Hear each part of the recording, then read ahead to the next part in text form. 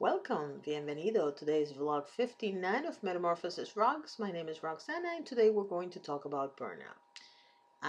Not just social media burnout, but just regular media burnout. This weekend, I posted on Facebook that I missed the days when Facebook was about reconnecting with all friends and posting your pictures and having a good time. And rarely did you see bad news explode on social media.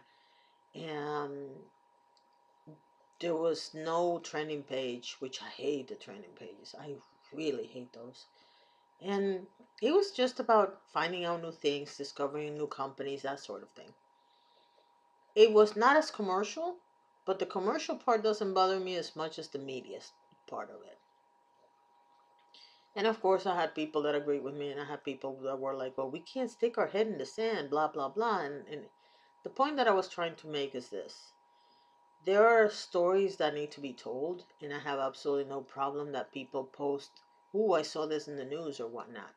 But there's a big difference when you have 200 million people talking about something that is really non-issue. And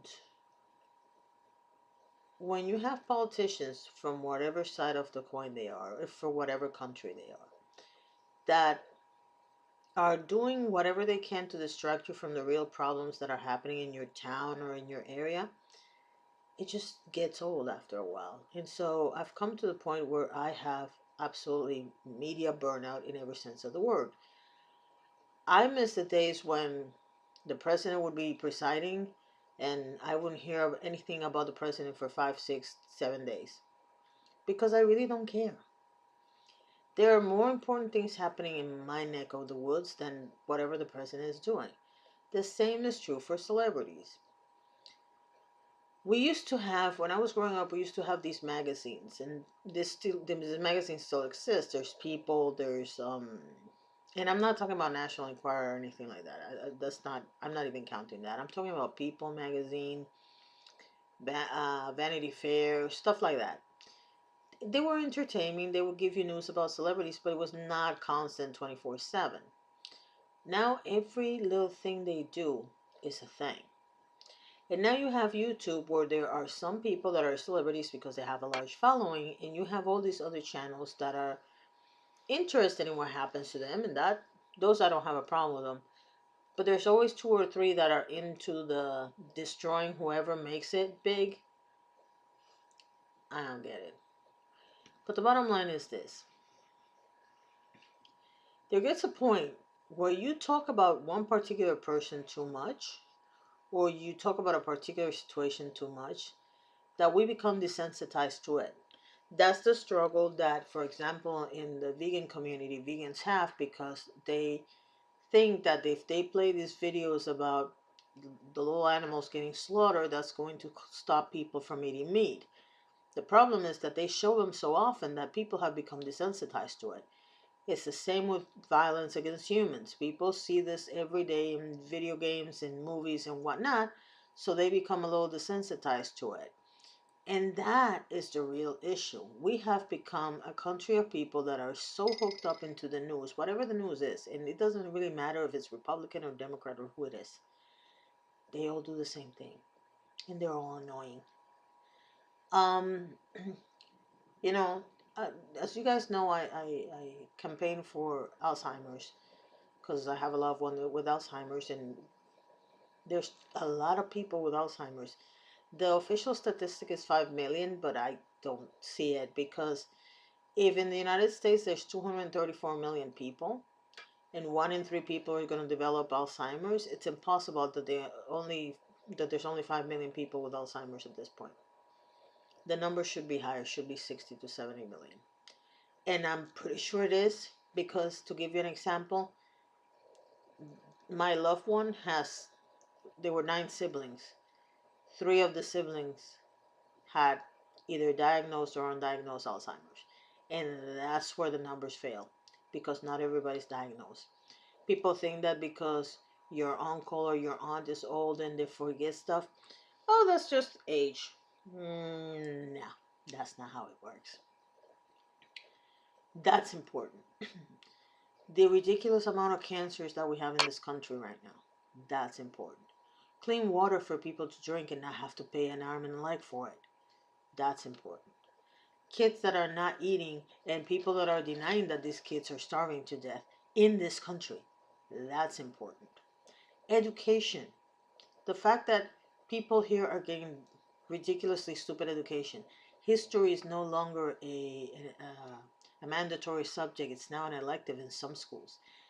You have these people revising the history of the world just so that they can put God in it. But it doesn't make any sense because common sense has gone out the window. That's important. The jail system in the United States, where you put somebody in jail for 10 years for drugs, but the rapist gets off 3 months later. That kind of thing is important. We're not dealing with those issues. Those issues are important. But no, we are worried about what the prime minister or the king of whatever said to the president or the prime minister of some other country, or the threat that this one did to the other one, and I'm gonna swing my boat by your country while you swing your uh, what's the name of a submarine through the other country. We have a bunch of children running the different countries in the planet because they're a bunch of children, and then we pay too much attention to all these little children. We forgot that we pay their salaries, number one. Number two, we forgot that we're supposed to have the power to drive the agenda in the country that we're in. Because the last time I looked, if you don't spend your money in a particular object, that object will not get any money. Which means if you really want to be an influence in the world, stop spending your money on certain companies and you'll see how quick they start turning things to your favor. But I digress. The bottom line is this. We, as consumers, should drive the agenda of the media, and that includes social media. I hear everywhere, and I've saw this weekend, I saw it a lot. People saying, oh my God, I'm so tired of this story, or I'm so tired of this person, or whatever. Well, if you're really that concerned about the topics that are being shown on social media, you have the power to change that. Create your own content. Start, there's a feature, at least on Facebook. I don't know about the others, but in Facebook, there's a feature that if somebody posts a story, let's say from CNN or Fox, and you don't want to see A, CNN, or B, Fox, or either both. I have both. I just deleted both of them out of my account. What you do is you go to this little square, and when the story comes up, there's a little square on the end, and it has a little signal, and you press that button, and it tells you if you want to delete the story, block the person that's sending it, or block the source. If you don't want to see any more stories about, I don't know, the politicians, block that source. Does it mean we're going to stick our hand in the sand? No, because we're going to find out anyway. And even if we don't, we can make more progress as people than the government ever will. That's why you see people like Richard Branson and Oprah and all these people that have the means, and the way Bill Gates, Carlos Slim, those people don't want to run for office. You know why? Because they know they can do a lot more from where they're sitting than they can do in a government job. So take a cue from them and remember that you really have the power to change what you see on social media. Thank you very much for watching and have a wonderful day.